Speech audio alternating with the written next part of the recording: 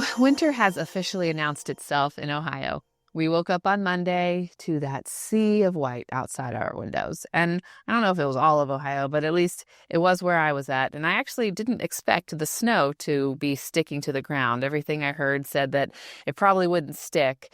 Well, newsflash, it did. It was hanging on the trees, the nice fall leaves. I was really enjoying the beautiful colors of fall, and they were just now starting to, fall to the ground, and we were raking them up. And then boom, we're hit with that snow and that dreary gray sky, no sun at all. And we're hit with that knowledge and recognition, not just by like our minds, but our nervous system that, oh boy, here we go. Winter has come, and this is what we're in for the next 4 months or so.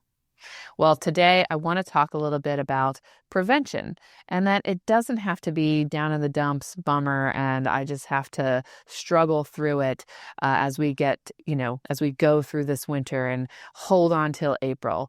It definitely can feel like that sometimes, but there are things that you can do to help prevent some of those feelings. And I want to talk about that today on the Cultivating Calmness podcast. So thank you for joining me.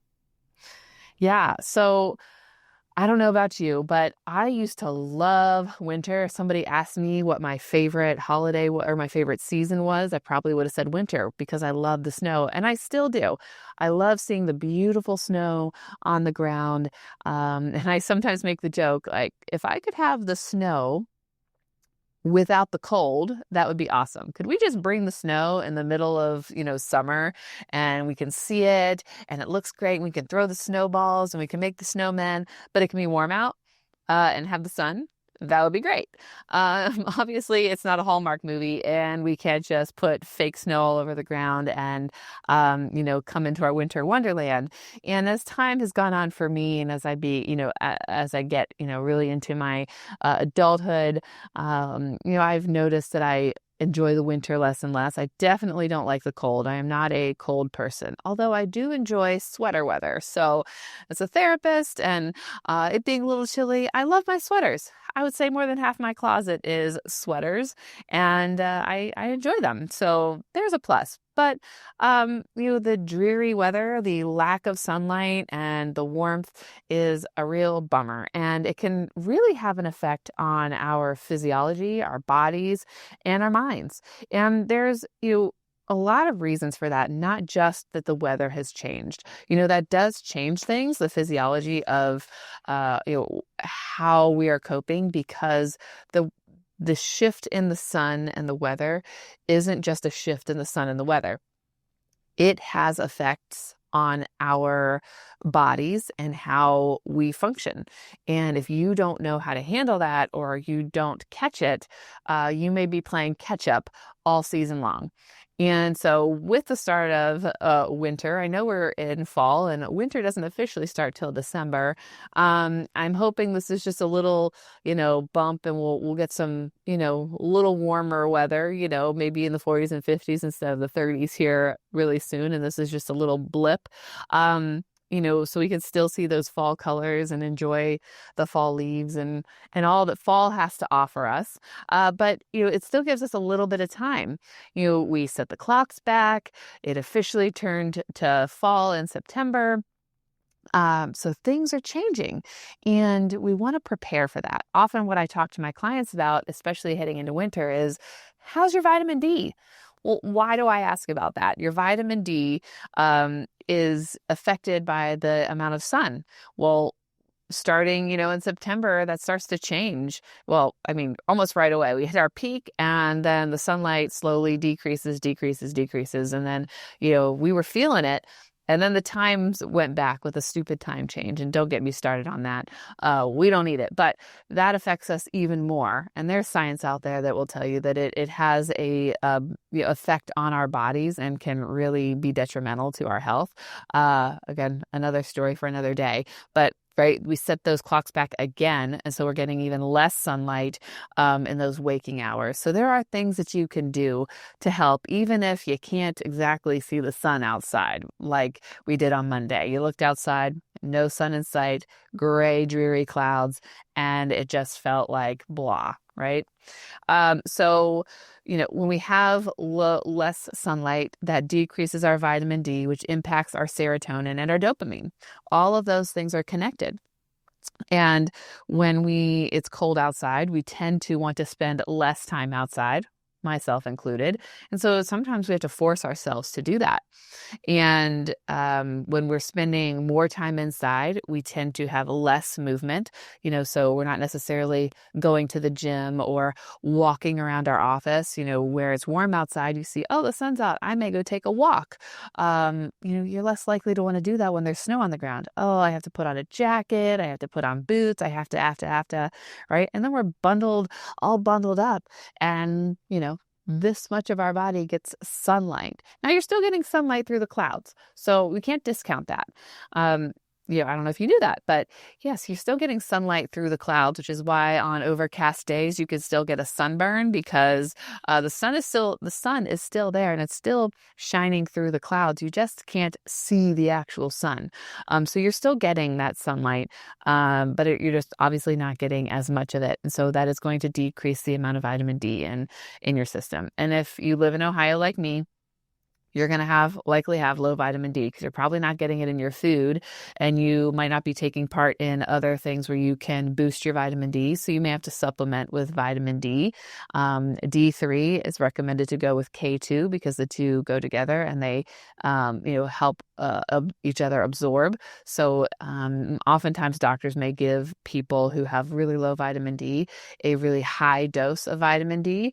And I can't say whether that is the best or not, because it's typically not paired with vitamin K2. So if you are thinking about that, talk to your doctor about whether you should also be pairing K2 with those high doses of vitamin D if you're already deficient. Likelihood is, if you haven't spent a lot of time outside, you're probably deficient in vitamin D, and you may want to talk to your provider and get on some kind of supplementation for vitamin D, or some other things we can talk about that may boost your vitamin D as we head into this winter season. When we have a more darkness outside, that affects our circadian rhythm. And so that less light leads to that melatonin shift in our system. And that leads to the sleep quality that we have may be worse, and we're not getting enough sleep, then we're more irritable, et cetera, et cetera. You can see the domino effect there. And then when we're feeling kind of blah, we seek those comfort foods, the high carb foods, high sugar foods. So when we eat those things, then we have that dopamine spike, right? So we get dopamine from eating good, those foods that we like, even though they may not be the healthiest foods for us. And then we inevitably crash, those sugar crashes that we get. And I talked about sugar and the amount of sugar that we eat a few episodes ago. And then that leads to some mood instability, because we're eating and crashing and eating and crashing. And we're doing this, all winter, because we're not feeling excited. We're not feeling good about things, just because the weather can really affect us. And more than just when I look out there and it looks dreary, it really has that physiological effect on our body by decreasing that vitamin D, by decreasing the serotonin and the melatonin in our bodies. And all those things are connected. So when, another factor is, when you look out the window, for me, it was like, ooh, snow. Snow, here it is, right?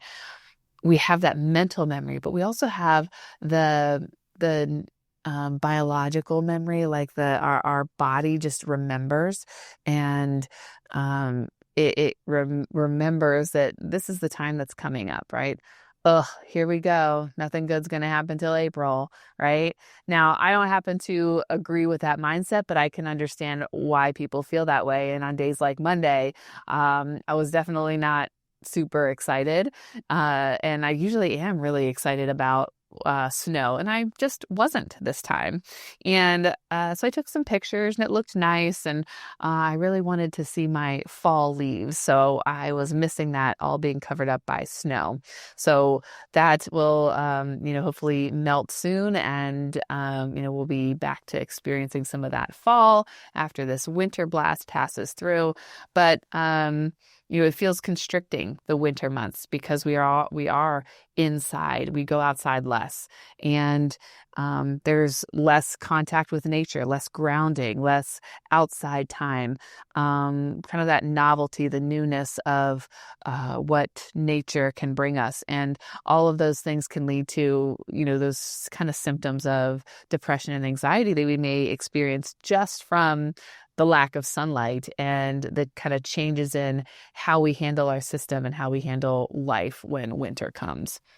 Um, so some things you can do. So thinking about preventative measures, right? We already know it's coming, okay? And it hit us, I don't say hard, but, I'm in Columbus, so we only got, I didn't measure, probably an inch, maybe less. But I know up in the lake area, they got a lot more snow, and it was giant, snowflakes, and they tend to get a lot more snow, and I'm always really jealous of them. And my family that lives out near Boston, where they get so much snow, I'd love to just have that much snow, because I think is exciting, but it can also be dreary. And one of the things you can do is to be able to find the excitement in life. What are some of those exciting things that happen that bring you joy? And being able to do those things despite the weather. I know my family, we tend to back off on the family walks in the winter because it's cold, because we have to bundle up. But that would be one thing that you maybe force yourself to do anyway. Like, we're going to do the walk anyway, whether it's 30 degrees or 20 degrees or 15 degrees, or whether it's snowing or whether it's warm or rainy. We'll take the umbrella, we'll bundle up with the coats and the gloves and the hats and the boots, because it gets you moving. It gets you out of the house. It gets you to be part of nature, even though nature is a little cold. Those are things that you could maybe make a point in doing and trying extra hard to take part in those things, despite maybe the discomfort that they also bring. Because, sometimes it's not comforting to go out in the hot, hot, hot weather. Oh, it's too hot. I don't want to go outside. I'm like, oh, I'm dying, right? Same thing is just the opposite in winter, except there's no sunlight. And so it has a more of an effect on you. So getting outside, getting sunlight within the first hour of waking, even when it's gray outside. So that will help with your vitamin D, but it'll also help with your mood. So getting outside, being outside for at least a little bit, 5 or 10 minutes. It doesn't have to be a whole long time. You don't have to be out there for an hour, but that will have a positive effect on you. Some people will use those light boxes, and you can buy them on Amazon, and you can set them, on your desk at work, especially if you don't have a window at work. I happen to have a window, so it's awesome, but we do have some offices in my space that don't have a window. And so you don't have that connection to the outside. I know there are a lot of people that have offices that don't. Or maybe you can kind of see the window because you're in a cubicle, but you really need that light. So you can get those light boxes, and sometimes they can look pretty, and they're not like super ugly, but light boxes can be really helpful. And I've heard from people, I don't personally use one, but I've heard from people who do use them that they find them to be really effective. So that is something for you to consider, is get yourself a light box. If you're not going to be outside, you can supplement with some of that type of light to help you out. Movement, getting a minimum of 10, 15 minutes a day of some kind of movement. Outside would be great, but even inside, getting a walking pad, or, just walking around your house. If it's going to the gym, by all means, go to the gym. Maybe it's walking the stairs. I know my office, there's multiple stories in the office, and I went to go take a walk one day, and it was started to downpour, and I was like, well, okay. So I did the stairs, and it was definitely a different workout, one I wasn't planning on doing. I've walked the halls in my office building, and it may feel a little weird or a little awkward, but you're getting movement, you're getting out of your space. You can turn on an audiobook or something, and hey, if you have a friend in your office space, you could do that too. Go on a walk with them and circle the hallways and have a little chat, and do each floor, or what have you. But getting some movement somehow, doing some office yoga, just some movement will help you to feel better. Making sure you're getting vitamin D and omega-3s. Those omega-3 fatty acids are going to be really good for you, and also it's a natural way to support those vitamin Ds. So you're usually deficient before we even hit the season, because we're not necessarily getting the omega-3s in our diet. So if that's the case, you may really feel behind, hitting that snow that we got on Monday already. And so supplementation may be really important for you if you're already feeling kind of low. But always get tested. Go ask your doctor to run some labs and find out what your levels are so that you know where you're at. And then maybe getting tested a little bit later, come January, February, to see how you're doing. And if you need more, if you're feeling particularly low, you might need more vitamin D or other supplementation. B12 is another vitamin that we tend to be deficient in. And I have seen people go from being severely depressed to getting a B12 injection, and their mood changes. And so I'm not saying that's always the case, and it's not a miracle cure, but when we are deficient in minerals and vitamins, we can feel bad. So getting the right supplementation can be a miracle for some people. And for some, it's going to just help you feel a little better. Planning to have social interactions, doing things that you enjoy. Don't isolate just because it's winter, just because, we're cold, just because, a sickness goes around. And we've talked about that in some of my past episodes.